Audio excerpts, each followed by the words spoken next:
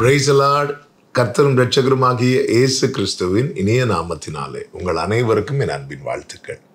இந்த நல்ல நாளை காண செய்த தேவனுக்கு ஸ்தோத்திரம் உண்டாவதாக. கர்த்தருடைய கிருபை உங்கள் அனைவரையும் சூழ்ந்து கொள்வதாக. 35வது சங்கீதம் 17வது வசனம். ஆண்டவரே, எதுவரைக்கும் இதை பார்த்து கொண்டிருப்பீர்? என் ஆத்துமாவை அழிவுக்கும் எனக்கு அருமையானதை சிங்கக்குட்டிகளுக்கும் தப்புவியும்.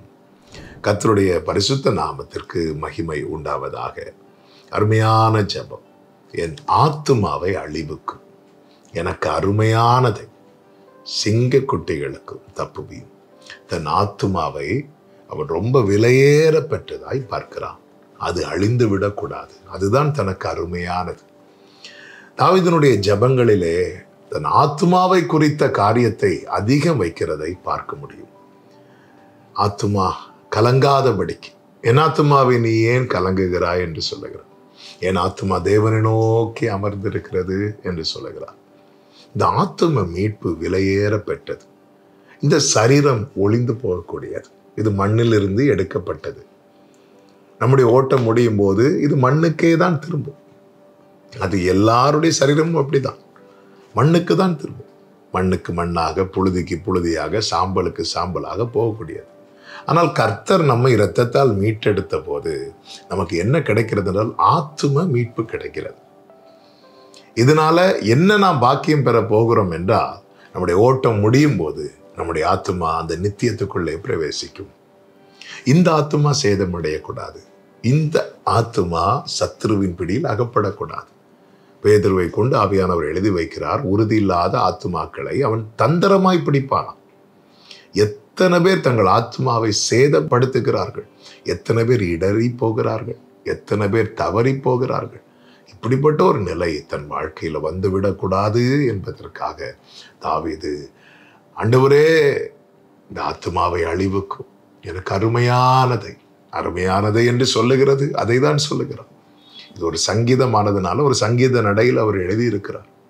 ஒரே காரியத்தை தான் அவர் திரும்ப சொல்லுகிறார். நம்ம எதை அருமையானதாய் பார்க்கணும்? நம்முடைய ஜெபத்துல கூட நம்முடைய சரீரத்துக்கு அடுத்த காரியத்தை தான் அதிகமாய் ஜெபத்துல வைக்கிறோம். ஆமென். யோவானை கொண்டு ஆண்டவர் வாழ்த்தும் போதே எப்படி சொல்லுகிறார்? உன் ஆத்துமா வாழ்வது போல. நம்முடைய ஆத்துமா வாழ்கிறதா? ஆத்துமா எதுலங்க வாழும்? வார்த்தையில தான் வாழும். சரீரம் எதுல வாழும்? சரீரம் போஜனத்துல வாழும். சரீரத்துக்கு தேவை போஜனம், ஆத்துமாவுக்கு தேவை வார்த்தை. ஆத்துமா வாழ்வது போல நீ எல்லாவற்றிலும் வாழ்ந்து, ஆத்துமா வாழ்ந்தா அவன் எல்லாவற்றிலும் வாழ்வான். இதுதான் பரலோகம் கொடுக்கிற ஆசீர்வாதம். இந்த ஆத்துமா அழிவுக்கு தப்புவிக்கப்படும். இந்த ஆத்துமாவை குறித்து நம்ம எச்சரிக்கையா இருக்கணும், ஞானமாய் கவனமா இருக்கணும். தாவீது 142வது சங்கீதம் கடைசி வசனத்துல சொல்லுவார்ல, உம்முடைய நாமத்தை நான் துதிக்கும்படி என் ஆத்துமாவை காவலுக்கு நீங்களாகும். உள்ளே அடைப்பட்டிருந்தால், ஆத்துமா சிறைபிடிக்கப்பட்டிருந்தால் நம்மளால துதிக்க முடியாது. கர்த்தரை நான் எக்காலத்திலும் ஸ்தோத்தரிப்பேன் என்று சொல்லுகிற தாவீதுக்கே துதிக்க முடியாத சிச்சுவேஷன் வருது. அப்ப தாவீது ஜெபிக்கிறார், ஆமே ஆண்டவரே, என் ஆத்துமாவை காவலுக்கு நீங்களாக்கும், எனக்கு அருமையானது சிங்கக்குட்டிகளுக்கு தப்புவி. ஒவ்வொரு நாளும் உணர்வுள்ளவர்களா இருக்கணும். நாம் ரட்சிப்பை குறித்து கவலையற்றவர்களா இருக்கக்கூடாது. ஆமே, நம்மால விடுதலையா துதிக்க முடியுதா? நம்மால விடுதலையா ஜெபிக்க முடியுதா?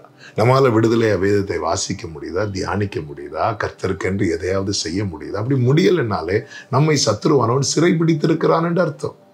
இதை அறிந்து, இதை உணர்ந்துதான் தாவீது ஜெபிக்கிறார். இதை எதுவரைக்கும் பார்த்துட்டு இருப்பீங்கப்பா? நீங்க பார்த்துட்டு இருக்காதீங்கப்பா, ஏதாவது செய்யுங்கப்பா. என் ஆத்துமாவை அழிவுக்கும் எனக்கு அருமையானதை சிங்கக்குட்டிகளுக்கும் தப்புவி. கர்த்தர் தப்பு வைக்கிறார். எல்லா இக்கட்டுகளுக்கும் நெருக்கத்துக்கும் நீங்களாக்கி கர்த்தர் ரட்சித்தார் என்றும் இந்த சங்கீதங்களிலே தாவீது சாட்சியாய் சொல்லியிருப்பதை பார்க்க முடியும். கர்த்தர் நம்மை தப்புவித்து ரட்சித்து அவரை துதிக்கும் பாடலை நம் நாவில் தந்து பாட வைப்பாராக. ஜெபிக்கலாமா? எங்கள் நல்ல தகப்பனே, இரக்கமுள்ள தேவனே, எங்கள் ஆத்துமாவை அழிவுக்கும் எல்லா தீங்குக்கும் விலக்கி தப்புவித்து கிருபையாய் காத்துக்கொள்ளும். இந்த உணர்வை எப்பொழுதும் எங்களுக்கு தாரும். இயேசுவின் நாமத்தில் பிதாவே, ஆமென்.